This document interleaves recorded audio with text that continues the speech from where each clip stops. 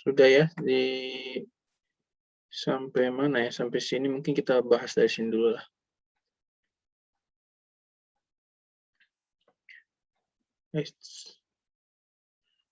Atau ada yang ingat kemana sampai yang mana? Ini udah belum? Yang sebelah ini belum, Pak. Mungkin sebelumnya lagi, Pak. Ini belum ya? Belum, Pak. Belum sampai yang di sini, Pak. Oh, oke. Sampai sini ya mungkin ya, kontrol ya? Iya, Pak. Sampai sini udah belum?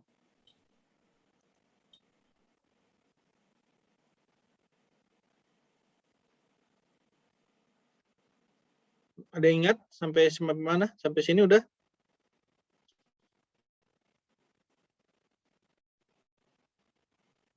Sampai sini juga belum, Pak.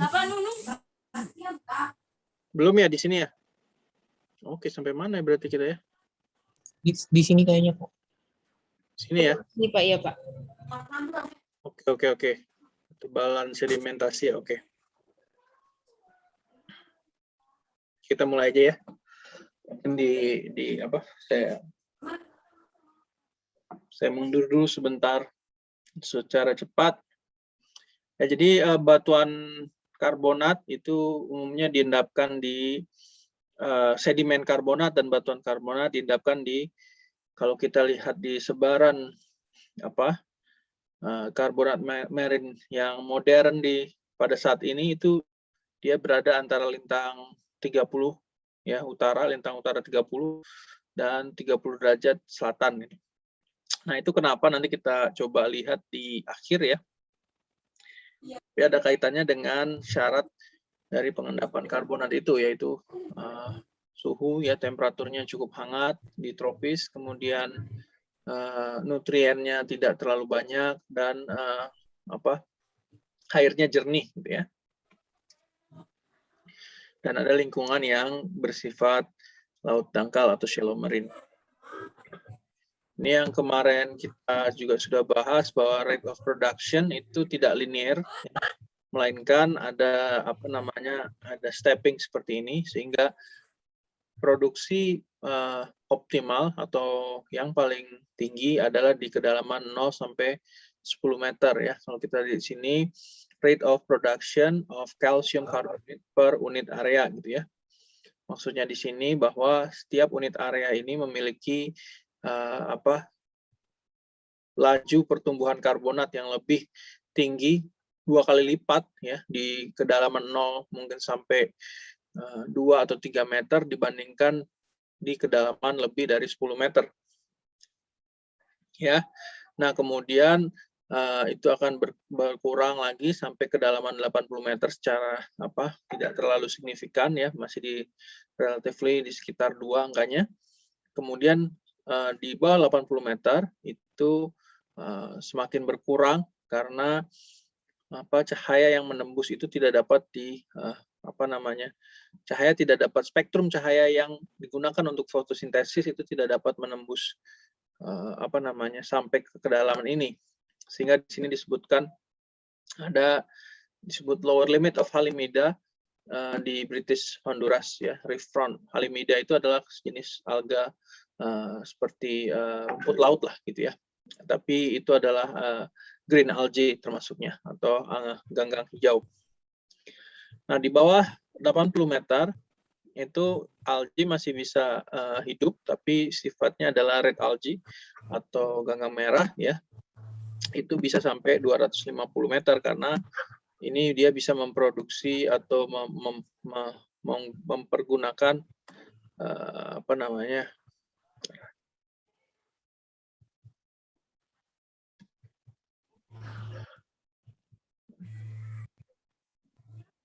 mempergunakan spektrum cahaya yang merah, jadi yang lebih dalam. Oke. Nah, kemudian setelah ini sudah disebutkan bahwa pada dasarnya para geologis ya itu pertama-tama dia mendeskripsikan ya batuan karbonat itu dari sisi kenampakannya. Nah, kalau ini adalah klasifikasi yang digunakan oleh Bob Falk ya tahun 1959 sebenarnya awalnya. Ini dia berdasarkan antara perbandingan antara lime mud matrix dan sparse cement ya. Lime mud matrix itu adalah micrete, sedangkan yang sparse cement itu adalah sparicalcite-nya ya. Nah, di sini diperlihatkan bahwa yang micrete itu berwarna gelap, berwarna hitam, dan butirnya atau grains-nya itu berwarna putih di sini ya. Semakin ke kanan, proporsi lime mud atau micrete-nya akan semakin berkurang, grains akan semakin bertambah, dan juga rongga yang terisi oleh sparicalcite itu akan semakin bertambah pula. Makanya di sini disebut penamaannya ya. Penamaannya adalah komponen utama plus micrete atau sparit. Misalnya kalau komponen utamanya fosil atau sisa-sisa organisme kita sebut sebagai biomicrete. Kalau yang tidak ada micrete-nya melainkan digantikan oleh sparse cement itu disebut sparit gitu ya. Jadi antara micrete atau sparit ya. Nah, ini adalah terminologi pada tahun 1959 dia diperkenalkan itu micrete, dismicrete, fossiliferous micrete, kemudian ada biomicrete dan ada biosparit ya. Jadi ada 4. Nah, sekarang diperjelas lagi ada di di atas ini ya. Dari micrete dan dismicrete sampai rounded biosparit. Nah, ini analog ke silicic clastics-nya itu semakin seperti batu lempung ke batu pasir lah ya. Jadi dari claystone, sandy claystone, kemudian clay immature sandstone, terus submature sandstone, ada mature sandstone dan ada supermature sandstone di mana butirannya akan lebih rounded ketika dia lebih mature ya. Nah, kemudian klasifikasi ini juga untuk batuan karbonat itu dihasilkan oleh Dunham tahun 1962 yang nantinya sampai saat ini akan menjadi sesuatu yang lebih dipakai gitu ya ketika mendeskripsikan batuan karbonat atau memerikan batuan karbonat. Nah, Dunham dia itu mengkaitkan antara tekstur dengan pengendapan. Jadi apakah kaitannya diklasifikasikan apakah tekstur pengendapannya dapat teramati atau tidak ya. Jadi ketika dia tidak, langsung kita sebut sebagai kristalin karbonat ya. Ya, ketika dia teramati, kemudian ini lagi dipisahkan lagi apakah original components-nya itu terikat bersama pada saat pengendapan atau tidak. Ketika dia terikat bersama pada saat pengendapan itu disebut sebagai bound stone gitu ya. Ketika dia tidak terikat bersama dalam pengendapan, kemudian ditentukan lagi apakah dia memiliki mat atau tidak, atau memiliki matriks yang halus atau tidak. Apabila tidak, kita sebut sebagai greenstone ya. Nah, ketika sudah ditentukan bahwa dia memiliki mat, ditentukan lagi apakah dia grain-nya saling bersentuhan atau grain supported ataupun dia mengambang di atas mat atau mat supported. Kalau grain supported kita sebut sebagai packstone. Nah, terakhir di mat supported itu kalau dia 10% lebih kita sebut sebagai wakestone butirnya ya. Maksudnya kalau butirnya 10% atau lebih dari batuan itu kita sebut sebagai wakestone. Kalau dia kurang dari 10% butir itu kita sebut sebagai mudstone. Nah, ini adalah klasifikasi yang digunakan oleh Dunham ya. Nanti dari boundstone ini akan dibagi lagi menjadi 3 di klasifikasi selanjutnya oleh Embry Cloven ya. Dan greenstone dan packstone-nya packstone dan wakestone-nya ketika butirnya lebih besar dari 2 mm akan diberikan klasifikasi baru yaitu rudstone dan floatstone. Nanti kita lihat ya habis ini. Oke, di sini ada komentar atau pertanyaan. Oke, apabila tidak kita lanjutkan. Nah, ini adalah amplification atau modifikasi dari original Dunham ya untuk klasifikasi batu gamping berdasarkan depositional texture atau tekstur pengendapan ya. Nah, ini dihasilkan oleh Embry Cloven. Pada dasarnya dia menggunakan klasifikasi Dunham, tetapi lebih membagi lagi secara detail. Jadi pada dasarnya yang tadi jadi bound stone itu ada 3 sekarang. Autochthonous limestones yang original components itu organically bound during deposition itu menjadi 3. Satu ada framestone, kemudian ada bindstone, dan ada bafflestone. Ini tergantung bagaimana karakter dari komponen tersebut terikat pada saat tumbuh ya. Kalau dia terikat oleh organisme yang membentuk rigid framework seperti coral, branching coral seperti itu ya, itu akan kita sebut sebagai framestone. Tapi kalau dia terikatnya karena ada encrusting algae gitu seperti di tidal flat, di algal mat, itu kita sebut sebagai bindstone. Nah, kalau dia terikat karena ada organisme yang pada saat hidupnya bisa bertindak sebagai baffles. Baffles itu adalah ketika organisme itu ada, energi di sekitarnya menjadi energi di sekitar organisme tersebut menjadi lebih rendah. Jadi organisme tersebut seperti bertindak sebagai baffle dari energi ya. Nah, itu contohnya biasanya kipas bawah laut itu bryozoan itu bisa menghasilkan tekstur baffle stones gitu ya. Nah, kemudian ini ada yang tidak terikat bersama pada saat pengendapan atau kita sebut sebagai allochthonous limestones itu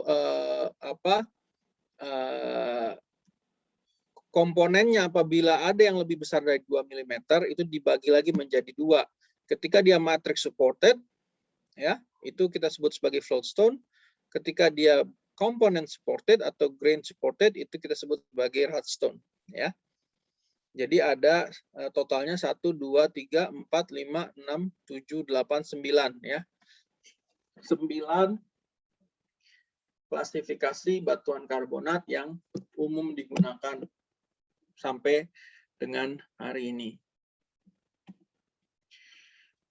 Nah, ini adalah perbandingan nih. Jadi kalau kita memperbandingkan ketebalan sedimentasi atau laju sedimentasi karena kita mengetahui ketebalan sedimen karbonat di suatu daerah dan juga kita ketahui durasinya pengendapannya atau umurnya, kita bisa bandingkan ternyata yang di modern day itu jauh lebih besar range-nya dibandingkan dengan yang di masa lampau, di ancient geologic record ya.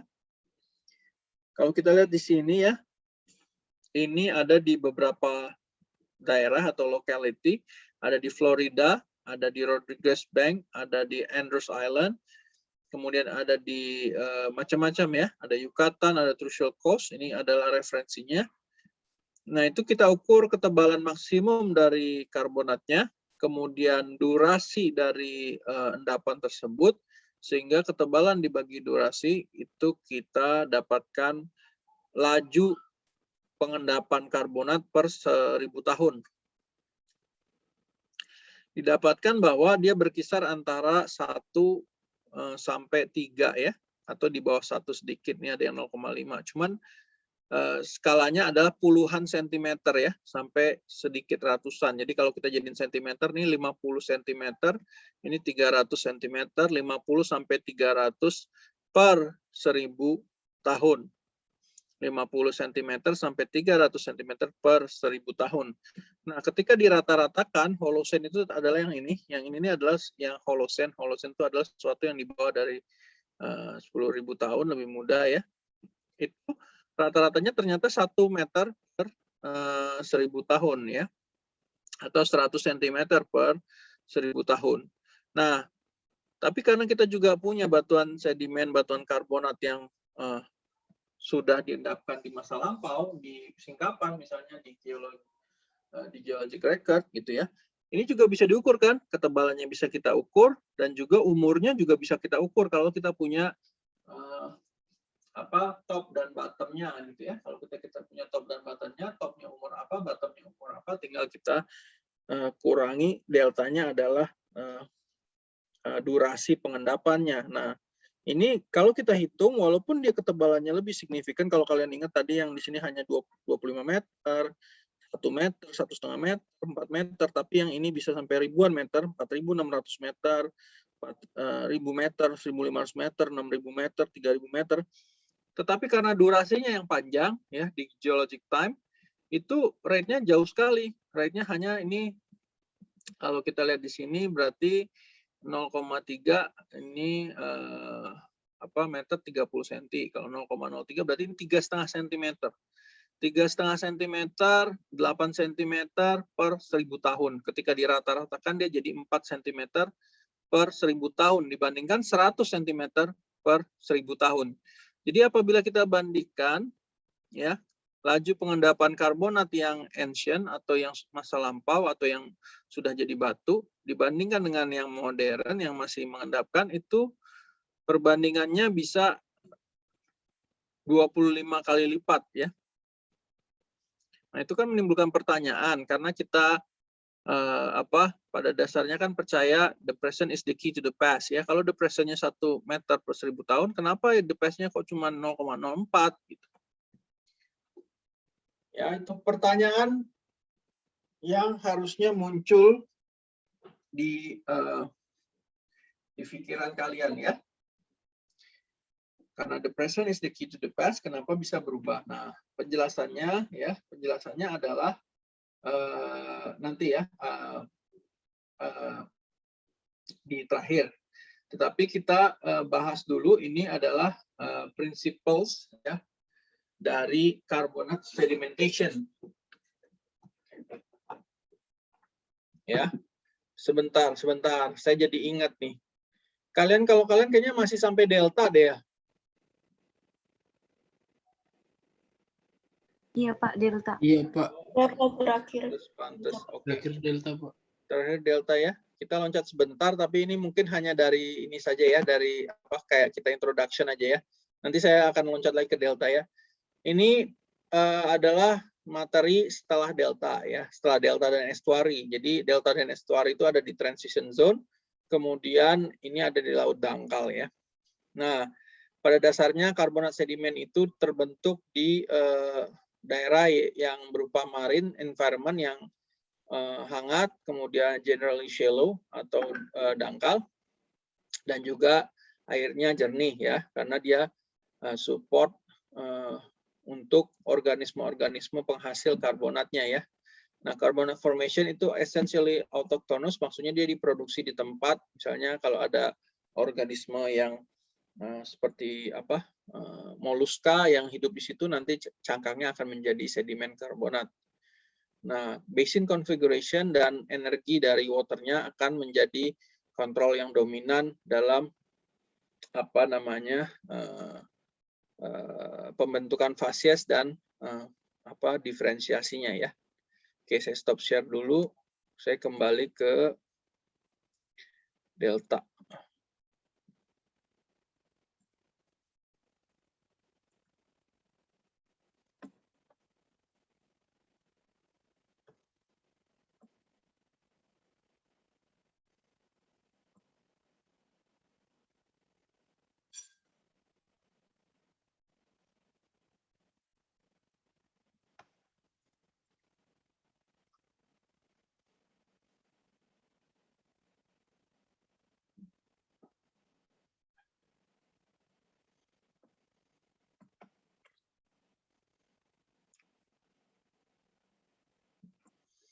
Oke, saya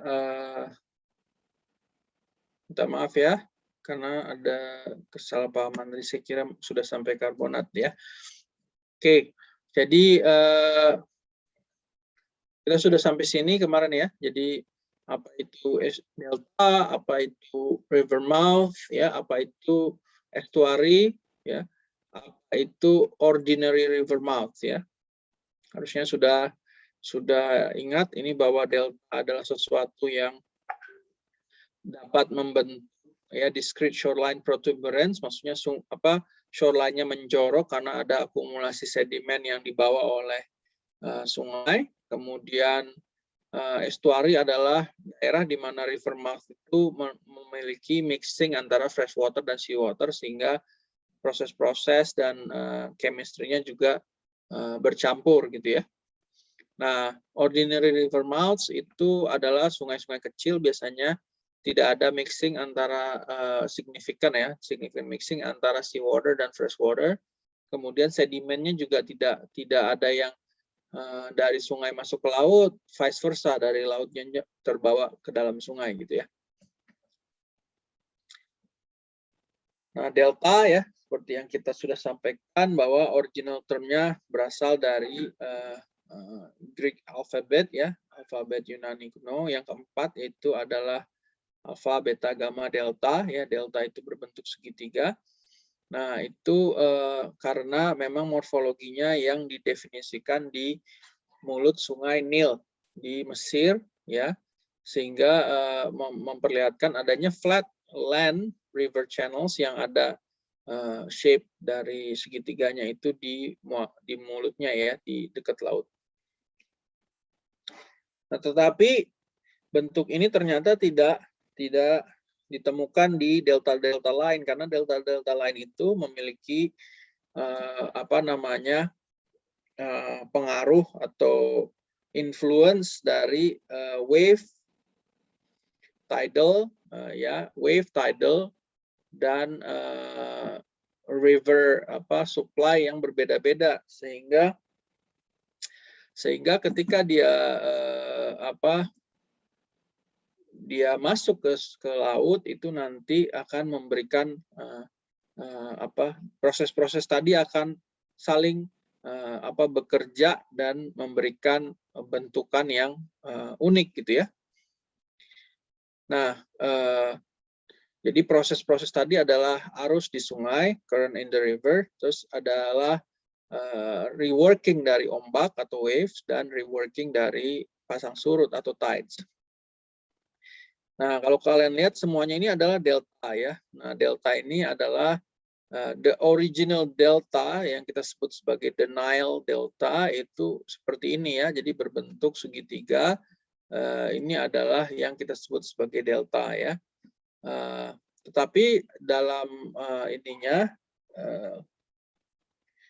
dalam klasifikasinya juga ada yang disebut sebagai river dominated delta, yang kita sebut sebagai Mississippi Delta. Jadi garis pantainya itu jauh, masih di sini ya, masih di belakang. Nah, sungainya itu malah building out to the sea gitu ya. Jadi sungai dan dataran dari deltanya itu building out to the sea. Jadi dulunya garis pantainya itu ada di sini misalnya ya. Nah, kemudian yaitu sungainya ini ya. Nah, makin lama dia makin mungkin dulu sampai sini saja gitu ya. Terus makin building out to the sea. Akhirnya menjadi seperti ini radius dari pengendapan deltanya ya. Nah, kemudian ada juga wave dominated delta, itu di Rhone Delta. Nah, ciri-cirinya wave dominated delta itu biasanya ada bentukan paralel dari coastline ini ya. Kalau kita lihat di sini, nih bentukan-bentukan yang seperti ini, yang lurus-lurus gini, itu adalah karena ombak ya. Ya, karena ombak tahu kan dia akan, misalnya kalau ada di sini ada garis pantainya, ini ada progradasi dari misalnya strain plane-nya gitu ya. Nah, ini akibat dari ombak. Berbeda dengan wave dominated delta. Nah, tide dominated delta yang ada di Ganges di delta Sungai Gangga itu dia akan tegak lurus dari garis pantainya ini gitu ya. Karena pasang surut itu adalah sesuatu yang ketika dia pasang dia akan masuk ke daratan, ketika dia surut akan turun ke laut, sehingga si pola-pola dari endapan bar dan channel di deltanya akan tegak lurus terhadap garis pantai. Gitu ya. Jadi ini berbeda dengan yang wave. Oke. Nah, kombinasi dari proses-proses ini akan menghasilkan bentukan-bentukan delta yang unik pula ya. Jadi Mahakam delta nanti ada klasifikasinya sendiri. Oke. Tapi mungkin untuk saat ini coba ingat empat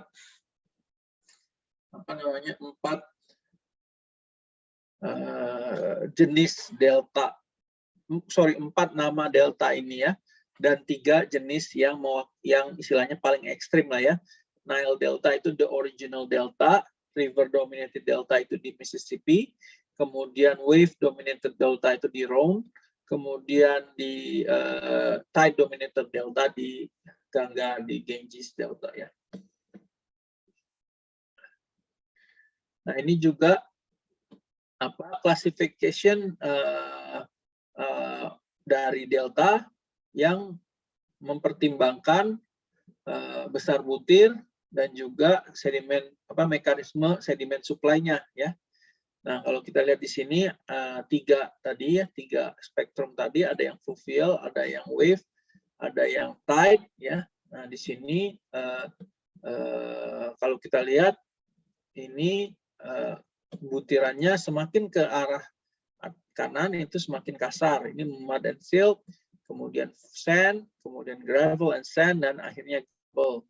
Nah, di butiran ini ya kalau kita lihat ini adalah jenis dari fluvial system yang kita punya.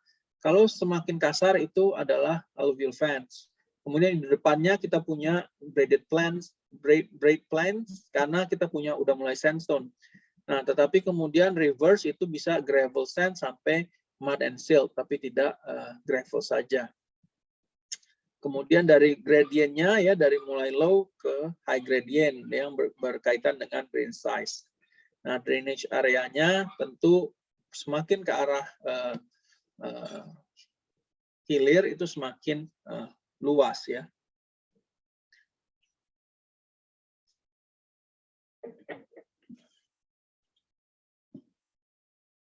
Nah, kemudian apa yang kita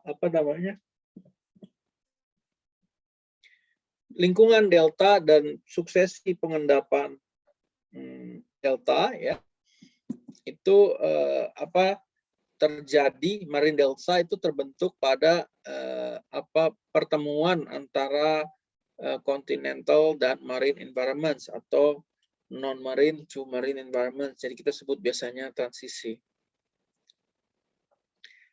Proses-proses yang terjadi di delta itu antara lain adalah setting dari channel dan overbank yang sudah kita bahas di fluvial ya. Kemudian terjadi reworking dari wave, dari ombak, karena dia di samping kiri kanannya, alongside-nya itu adalah sesuatu yang open marine, sehingga terjadi garis pantai yang mulai dipengaruhi oleh ombak ya, atau shore face. Kemudian action atau reworking dari tidal, dari arus pasang surut yang terjadi berulang-ulang setiap hari ya.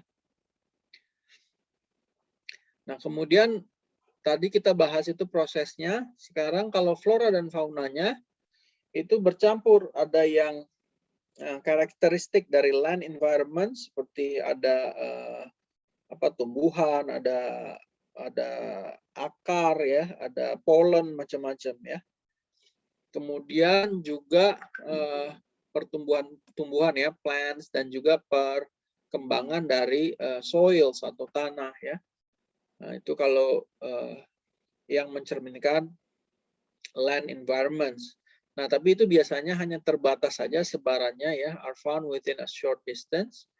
karena hanya di daerah tertentu di delta yang memiliki karakter pengendapan non-marine atau land environments ya.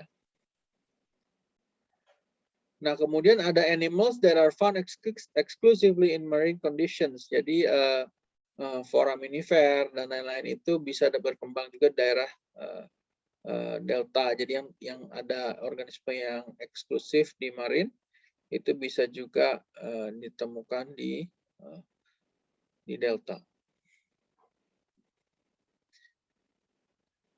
Nah, delta itu kalau kita bagi-bagi lagi ya, itu ada sub environment-nya ya. Jadi can be considered in terms of sub environments. Nah, biasanya pembagian dari delta environment itu berdasarkan kombinasi dari proses-proses ini gitu ya.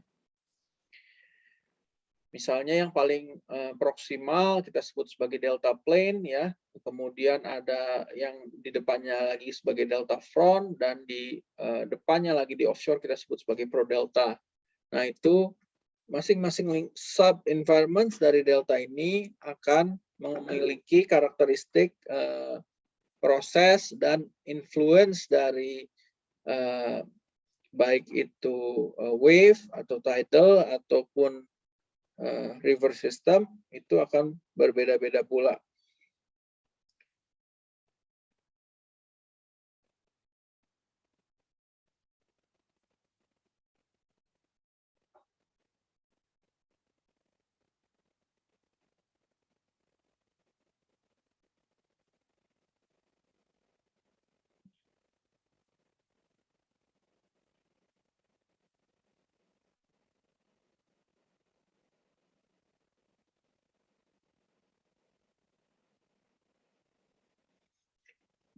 Oke.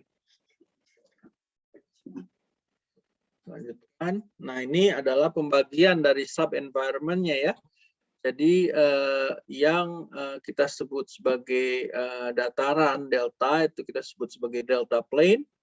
Kemudian di depannya ada delta front yang memiliki mouth bar atau di mana terjadi pengendapan atau penumpukan sedimen di mana channel itu sudah tidak dapat lagi meneruskan perjalanannya gitu ya, sehingga dia terdump di sini. Nah, kemudian di depan dari mouth bar itu kita sebut sebagai prodelta deposit ya.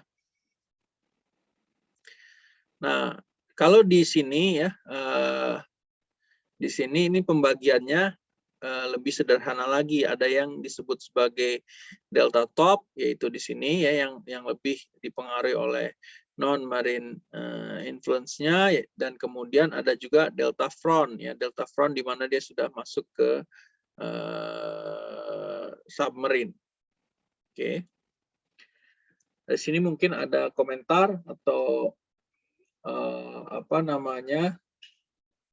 pertanyaan, saya persilakan.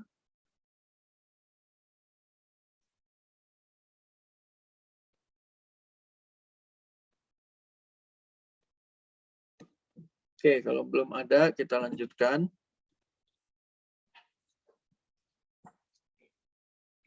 Nah, ini delta top dari sub environment ya, sub environment delta top itu di beberapa karakternya antara lain adalah delta ini diberi makan atau di fed atau di supply sedimennya itu berasal dari river ataupun alluvial fan ya. Nah, ada transisi antara area-area yang disebutkan merupakan bagian dari fluvial maupun alluvial environment-nya ya. Nah, yang masih merupakan bagian dari fluvial atau alluvial environment kita sebut sebagai delta top atau pada dasarnya delta plain ya, delta plain yang tadi saya sebutkan.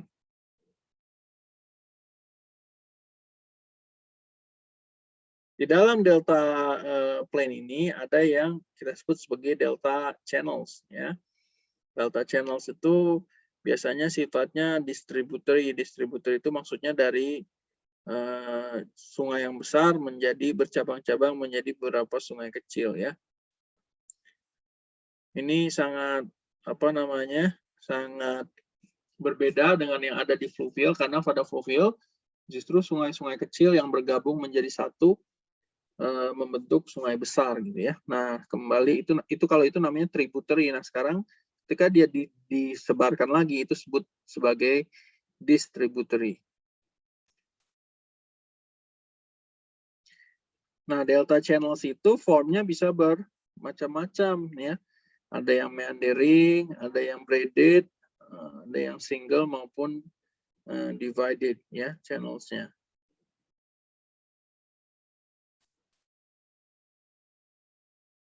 Kemudian apabila river channelnya bercabang atau branching ya, itu biasanya akan tersebar di delta semua ya, di delta top, delta front, bahkan di prodelta. Nah, branchingnya itu yang tadi saya bilang akan membentuk pola distributary atau menyebar ya, dari mulai satu channel besar menjadi beberapa channel yang lebih kecil di atas dari delta top ini. Contohnya seperti ini. Jadi ada sungai yang besar gitu ya, menjadi beberapa sungai yang lebih kecil gitu ya. Ini sebutnya sebagai distributary pattern. Jadi menjadi menyebar, distribute. Oke. Ini biasanya disebut sebagai lobe atau lobe dari deltanya. Ini sungai yang utamanya dari sini ya. Oke.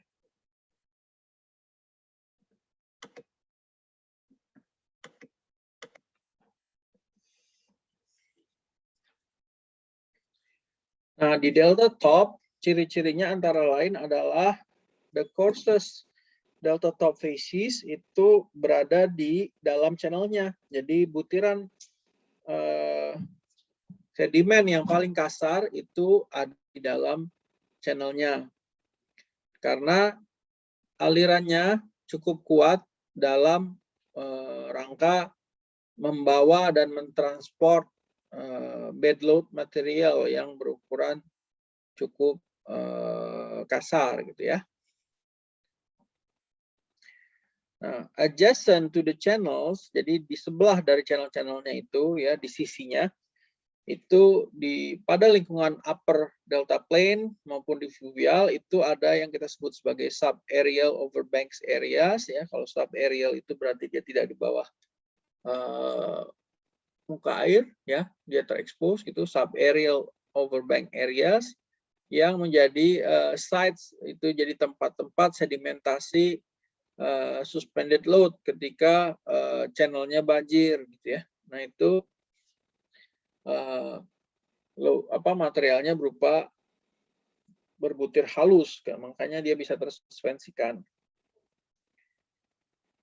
Nah, kemudian dalam kondisi iklim tertentu, dia dapat tertutup oleh tanaman atau may be vegetated under appropriate climatic conditions. Nah, di dalam iklim yang wet gitu ya, yang basah, di area tropis ya, biasanya rawa-rawa yang memiliki vegetasi juga dapat terbentuk di delta top tersebut ya. Jadi bukan hanya berbentuk daratan atau dataran ya, itu dapat juga terbentuk rawa-rawa di lingkungan tersebut. Nah, ketika dia menjadi kalau kita temukan peat kita temukan rawa-rawa, itu biasanya dapat menjadi akumulasi peat ya. Peat itu adalah gambut ya. Nah, gambut itu akan bisa membentuk batu bara nantinya ya.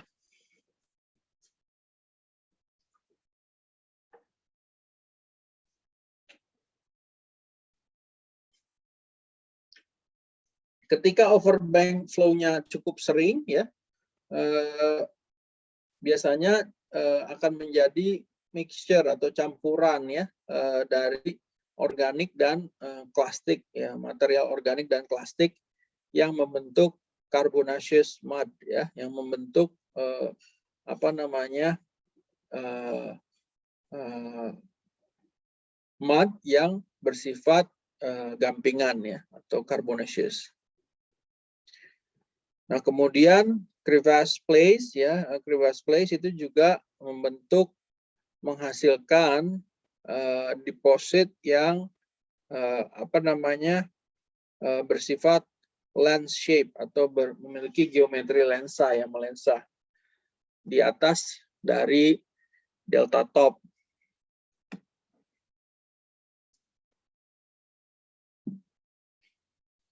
Kemudian delta-delta di mana channels itu build up ya, terbang apa namanya prograde itu keluar, itu ada yang disebut sebagai sheltered areas ya, di mana shallow waternya bisa terproteksi dari ombak-ombak yang kuat ya. Nah, sheltered areas along the edge of delta itu disebut sebagai interdistributary bays. Jadi ada teluk-teluk yang, jadi kalau kita lihat di kalau ingat tadi ya di Mississippi itu kan ada yang seperti ini ya. Nah, seperti itu deltanya. Nah, di dalam sini ini kita sebut sebagai interdistributary bays yang relatively protected ya dalam apa ombak ya, reworking dari ombak. Ini ya, jadi adalah regions atau daerah yang memiliki energi pengendapan yang relatively rendah di antara lobes ya.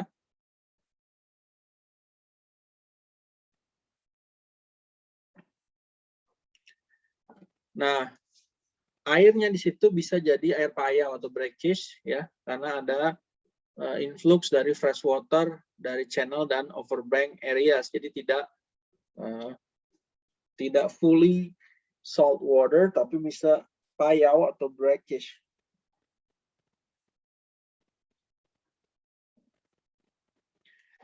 Kemudian batas antara floodplain dan interdistributary base itu biasanya tidak dapat dibedakan ya, bisa tidak dapat dibedakan ya. Khususnya apabila delta topnya swampy.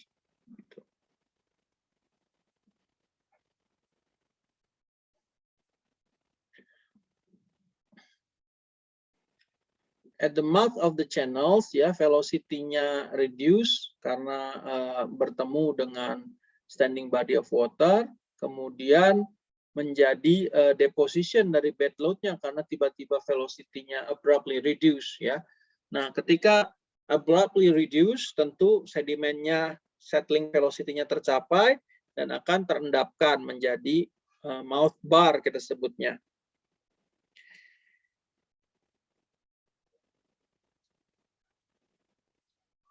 Sedimen-sedimen yang kasar ya, the coarsest sediment itu diendapkan pertama-tama ya, kemudian itu dekat dengan river mouth-nya, tetapi bisa di rework oleh wave and tidal action ya, jadi coarsest sediment tadi bisa terdisperse ulang gitu ya. Nah, arus dari sungai dan energi dari ombak itu akan semakin menghilang ya, menjauh dari mulut sungainya gitu ya. Nah, wave energy itu semakin berkurang dengan bertambahnya kedalaman ya. Jadi makanya wave energy akan sangat signifikan ya. Ya, signifikan apabila kedalamannya dangkal. Nah, sebaliknya apabila kedalamannya semakin dalam, wave energinya akan berkurang ya, decrease.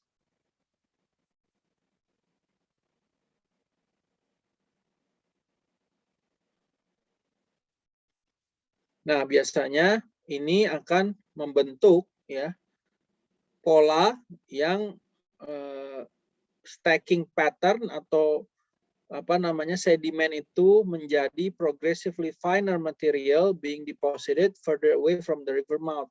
Jadi semakin jauh dari mulut sungainya, dari barnya akan semakin fine grain ya, semakin halus gitu. Darinya tadi batu pasir bisa menjadi batu lempung apabila semakin menjauh dari river mouth-nya.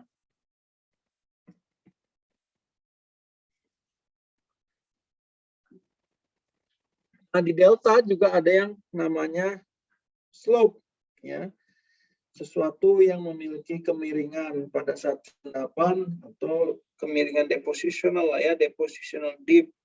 Nah, ini biasanya dapat apa namanya mempengaruhi dari pengendapannya ya. Nah, biasanya akan membentuk yang namanya kita sebut sebagai clinoform atau lapisan-lapisan miring yang berada di depan delta. Ini slope itu adalah ditunjukkan dengan steep incline away from the delta top. Jadi ada delta top. Jadi begini kalau kita menampangnya ya delta top, delta top, kemudian ada slope, kemudian ada itunya ya, shallow marine-nya. Nah, di sini yang kita sebut sebagai slope-nya yang akan nanti kalau diendapkan secara terus-menerus akan menjadi clinoform dari deltanya. Nah, kalau di gambar-gambar itu biasanya exaggerated ya, jadi di vertically-nya biasanya di stretch sehingga terlihat kemiringannya, padahal slope-nya itu hanya berkisar antara 1 sampai 2 derajat ya di banyak delta yang fine grain gitu ya.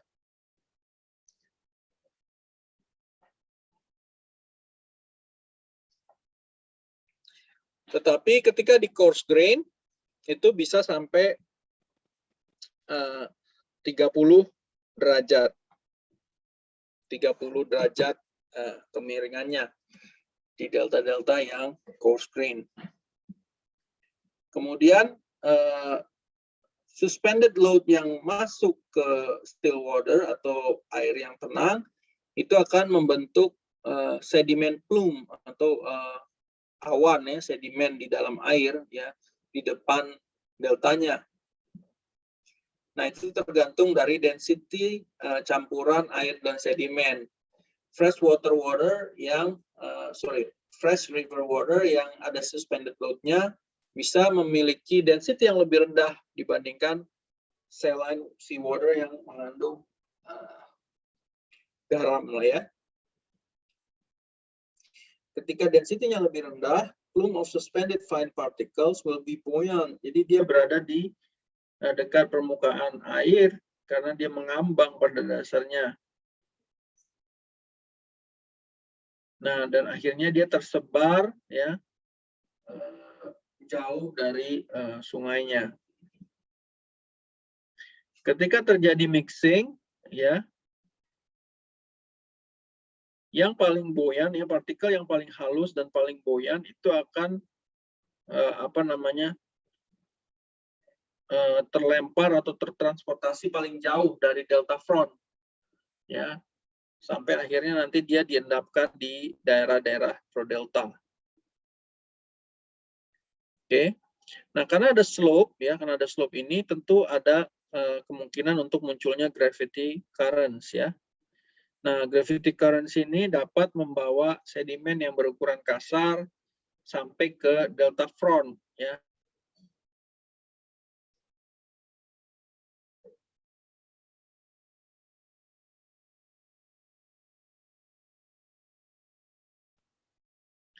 Nah, kemudian deposit dari gravity currents ini kita kenal sebagai turbidites ya di delta. Jadi di delta juga ada yang namanya turbidites.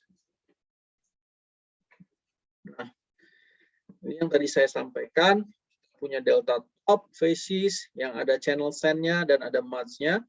Kemudian ada mouth bar di ujung sini ya, di mana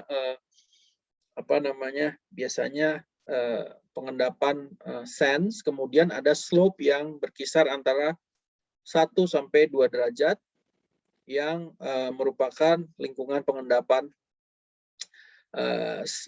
core sedimen masih ya. Tapi di depan sini kita punya yang kita sebut sebagai pro-delta muds atau lumpur yang jauh ya dari delta pro-delta ya.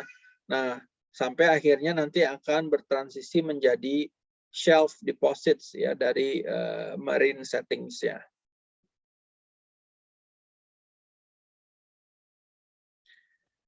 Kemudian karena ini berulang-ulang, akhirnya dia menumpuk, ada kenampakan berupa progradation ya. Jadi yang tadinya di sini mouth bar-nya di sini semakin maju. Nah, ini adalah progradation. Nah, progradation ini akan ketika dibor itu akan menghasilkan pola yang kita sebut sebagai coarsening upward succession atau suksesi yang menunjukkan besar butir yang mengasar ke atas ya.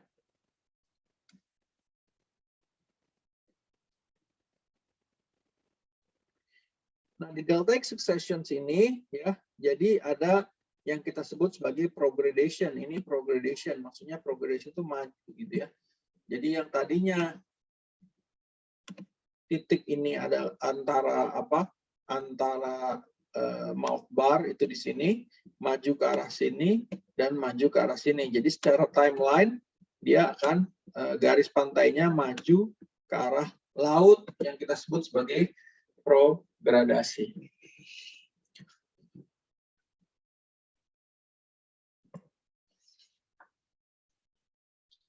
Definisi dari delta tentunya karena dia building out to the sea, terlihat sedimennya menjorok ke laut, maka tentunya ini tidak lepas dari peran dari progradation atau progradasi ya. Nah, hasil endapannya adalah sedimen body yang building out into the lake or sea. Jadi dia menjorok ke laut atau ke danau ya sedimennya ketika dia berprogradasi.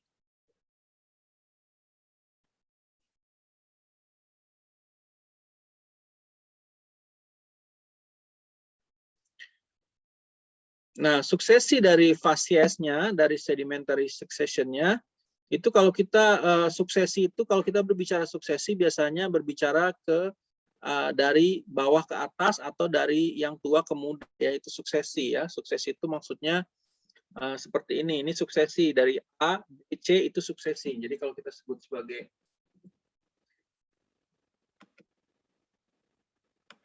ini A ya, ini B, ini C. Nah, ini adalah suksesi vertikalnya bisa kita lihat bahwa di sini ada batas antara A dan B, di sini ada batas antara B dan C. A, B, C perubahannya seperti apa, itulah yang kita sebut sebagai suksesi vertikal atau vertical succession. Nah, biasanya sedimentary succession di delta itu mengandung progressively shallower facies. Jadi semakin ke atas, dia semakin yang muda, semakin endapannya shallow. Kemudian pro-delta itu dia di overlain by delta front. Karena pro-delta itu lebih dalam, delta front itu lebih dangkal, sehingga akan ada shallower ke atas kan ya. Nah, kemudian superposed by mouth bar and delta top sediment, itu di atas dari delta front. Nah, kemudian the succession formed by the progradation ya, yang progradasi tadi yang kita lihat itu memiliki pattern shallowing up. Jadi semakin ke dangkal, dia semakin lingkungannya semakin shallow. Nah, kemudian a series of strata that consistently shows evidence of younger beds being deposited in shallow water than the older beds. Jadi kuncinya itu, semakin dia ke atas, semakin dia muda, dia semakin shallow gitu ya. Jadi kalau kita punya 5 lapisan, lapisan ke 1 sampai ke 5, 1 itu paling bawah paling tua dan 5 itu paling muda, maka 1 pasti lebih dalam dibandingkan 2, 2 lebih dalam dibandingkan 3, 3 lebih dalam dibandingkan 4, 4 lebih dalam dibandingkan 5, di mana yang paling dangkal adalah yang nomor 5 atau yang paling muda. Ya. Nah, efek dari grain size ya, karena delta itu adalah geometrinya tergantung dari sedimen yang dibawa ya.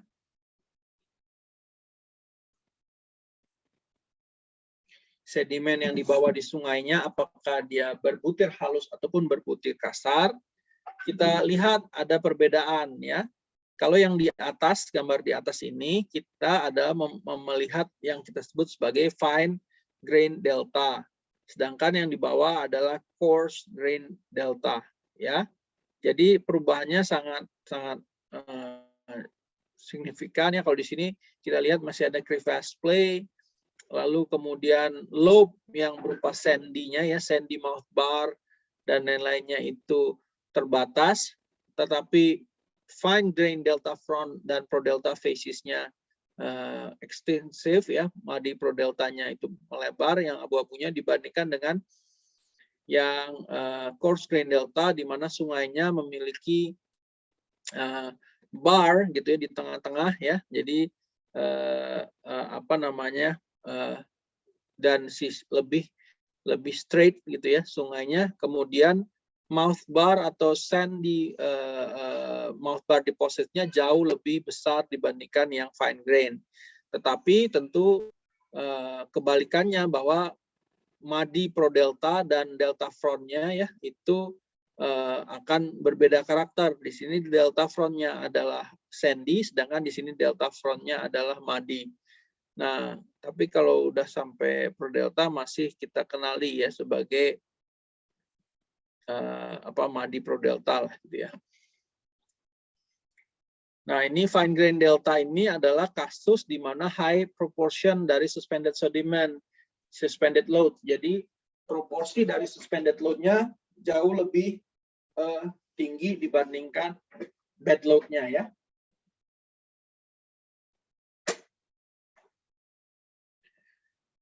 Sedangkan yang coarse grain delta itu proporsi dari bed load-nya lebih tinggi dibandingkan suspended load, sehingga di sini terlihat bahwa pengaruhnya adalah ketika dia suspended lebih banyak, daerah prodelta matnya akan lebih luas. Sedangkan kalau proporsi dari bed load lebih tinggi, daerah dari mouth bar yang bersifat sandy akan jauh lebih luas gitu ya.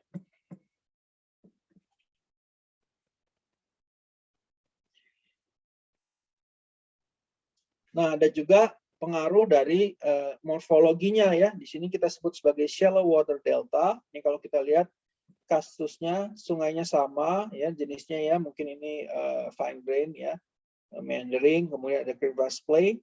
Tetapi ketika dia masuk ke shallow water, dia akan tersebar ya, tersebar merata lah.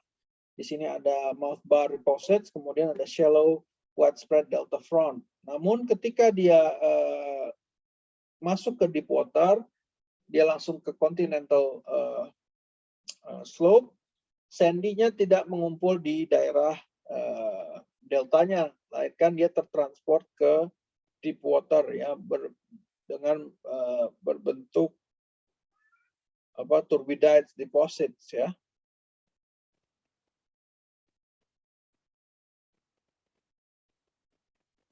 Oke. Nah, ini adalah idealized sequence ya. Jadi ketika kalian bore, ini adalah suatu garis pantai ya. Ini adalah sesuatu ini kita sebut sebagai, sebenarnya ini nggak pernah terjadi di alam, ini hanya menunjukkan bahwa ini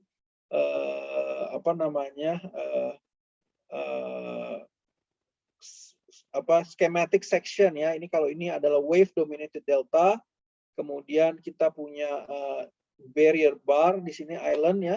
Di sini ada yang seperti ini. Nah, ketika bar ini kita bor di titik-titik hitam ini akan memiliki pola-pola yang tadi kita sebutkan tadi, ya. Ada coarsening up, ya. Kalau ini kita sebut sebagai coarsening up, gitu ya. Kemudian ada yang lebih blocky, ya, seperti ini. Dan juga ada yang tiba-tiba hanya memiliki satu lapisan set saja, ya, seperti mungkin yang sudah kalian lihat, gitu ya tadi. Nah, ini juga, ya. Jadi kalau perbedaannya antara progradational system dan transgressive system, ya, di mana prograding itu sungai sedimen yang dibawa oleh sungai itu akan menjorok ke laut dan akan building out ke laut, ya. Dan di samping-sampingnya itu bisa membentuk yang kita sebut sebagai strand plane yang merupakan hasil dari reworking waves.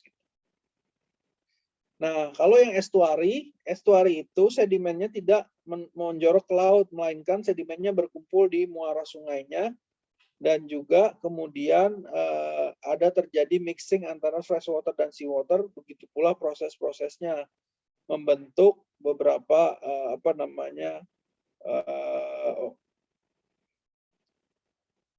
geometri seperti ini, ya, yang tegak lurus dari garis pantainya. Ini kita sebut sebagai estuari. Dari sini cukup jelas perbedaan antara estuari dan delta.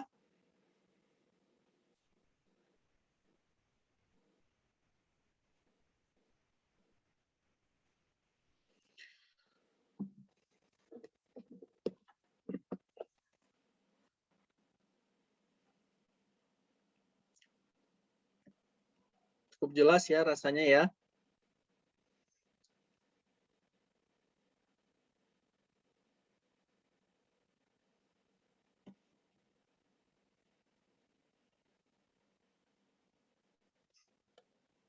Nah, ini adalah coast, ya. Coast itu maksudnya yang ini. Ini adalah kalau ketika ada barrier island seperti ini barriernya ini. Yang ini adalah yang ini. Ya. Nah, barriernya ini bisa breach atau bocor, ya, membentuk seperti ini. Ada yang tidal and ebb, tidal delta, ada flood tidal delta. Jadi ketika dia pasang, sedimen-sedimen yang ada di barrier bar ini akan terbawa oleh tide ke arah darat, ke arah istilahnya semakin proksimal. Namun ketika dia surut, justru terbalik, sungai pasir-pasirnya akan terreworks ke arah laut, ya. Kita sebut sebagai ebb. Ya. Nah, ini adalah geometri dari coast yang memiliki barrier island.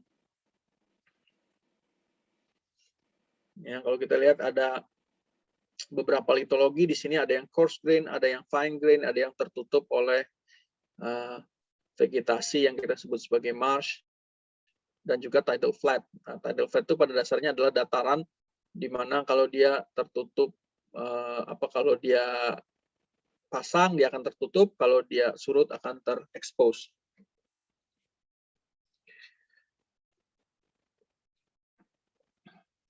Nah, ini kita punya barrier bar kompleks, ya.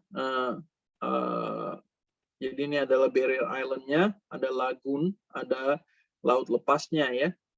Jadi ada perairan di belakang barrier bar ini, ya. Pada dasarnya dulu adalah garis pantainya di sini, namun karena ada endapan dari ini, ya. Kalau kita ambil section-nya ini A sampai A aksen, terlihat bahwa ini ada island yang terbentuk akibat progradational dari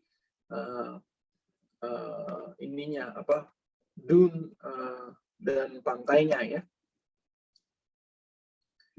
Nah, ketika dia kita potong parallel to shore, gitu ya, B aksen ini, ya, kita potong paralel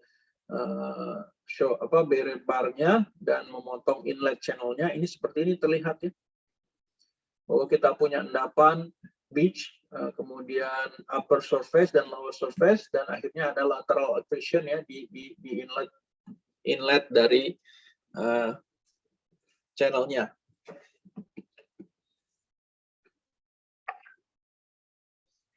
Oke, untuk yang estuari mungkin kita udah cukup. Mungkin ada pertanyaan?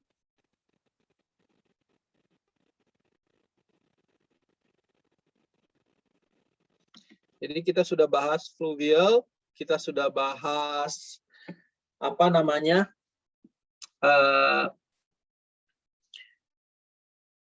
delta ya. Kita sudah bahas estuari ya.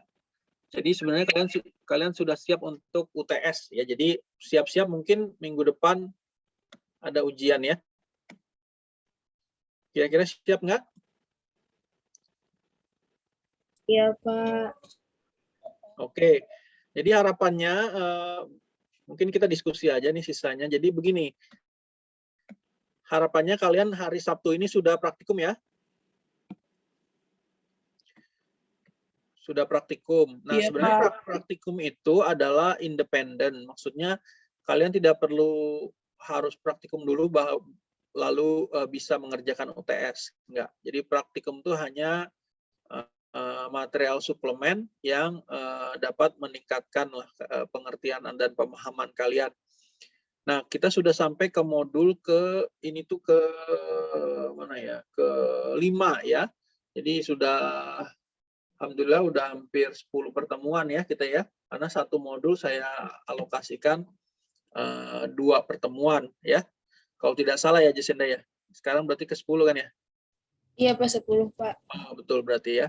Ke-10. Jadi kita UTS ya. UTS di mungkin hari Senin, mungkin hari Kamisnya ya. Jadi saya lihat waktunya ya. Kalian siap-siap saja. Soalnya pilihan ganda. Jadi tidak akan terlalu ini ya sulit lah saya rasa kalau kalian mengikuti kuliah saya dari awal sampai akhir gitu ya. Jadi mostly itu sudah saya sebutkan gitu ya. Nah, nanti sifatnya pilihan ganda dan hanya 1 jam biasanya 60 soal, 1 soal 1 menit gitu. Nanti saya berikan lembar jawaban di Excel. Selain juga kalian menandai jawaban kalian di file words-nya ya. Ada beri warna highlight gitu ya di jawaban untuk bukti saja, karena kalau Excel saja kan saya nggak tahu kalian sebenarnya berpikir jawabannya itu yang mana, jangan salah input atau gimana kan. Excel-nya saya pakai Excel kenapa? Karena kalau pilihan ganda bisa saya langsung pakai periksa dengan cepat ya, pakai kunci jawaban sehingga keluar nilainya gitu, nggak satu-satu, dan juga mengurangi human error ya kalau misalnya saya periksa dan input manual lah gitu ya. Jadi mohon dipersiapkan ya untuk minggu depan. Kita hari Senin mungkin masih lanjut. Senin itu tanggal 8, Pak. 8, Pak. Senin tanggal 8 itu mungkin kita bahas sedikit karbonat, tapi walaupun karbonatnya tidak masuk ke UTS ya. Nanti setelah hari Kamis kita UTS, kita lanjut lagi kuliah-kuliah selanjutnya, dan juga harapannya kalian bisa bisa mengejar praktikumnya. Nanti UTS akan kita laksanakan untuk di semuanya kayaknya. Kalau nggak salah semua materi tambahan, walaupun mungkin ada sedikit pertanyaan tentang pertemuan-pertemuan kita yang awal ya sampai fluvial, delta, dan estuarin. Oke, apabila ada pertanyaan saya persilahkan dan diskusi.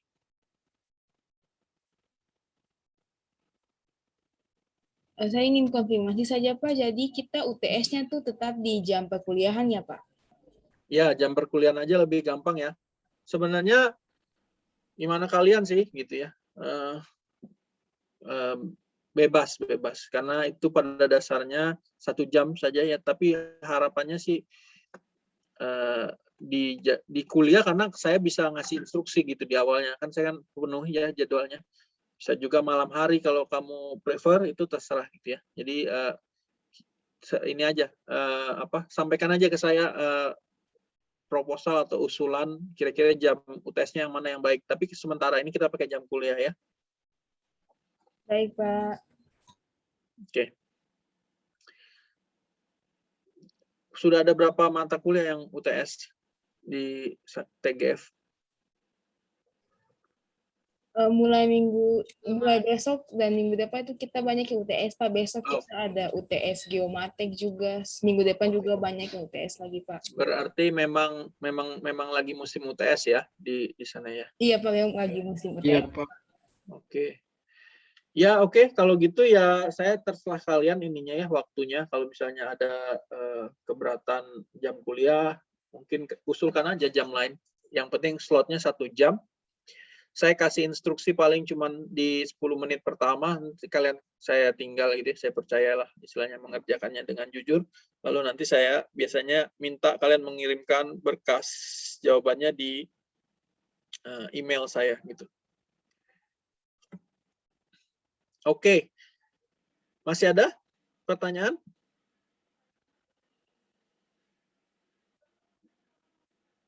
Kalau Tidak ada lagi. tidak ada ya, kalau tidak ada tidak ada. silakan kita akhiri sampai di sini. Nanti hari Senin kita ketemu lagi untuk mungkin bahas karbon. Jadi kemungkinan besar hari Kamis lah ya UTS-nya ya. Jamnya mungkin nanti kita lihat, tapi hari Senin kita bahas mulai karbonatnya kita sambung ya. Dan juga nanti saya mau ada feedback tentang praktikumnya, kalian sudah dapatkan apa saja ya. Oke, sekali lagi terima kasih. Saya mohon maaf apabila ada yang kurang berkenan. Semoga sehat selalu. Sampai ketemu lagi minggu depan, insya Allah. Selamat pagi ya. Terima kasih. Selamat pagi. Selamat pagi, Pak. Terima kasih, Pak.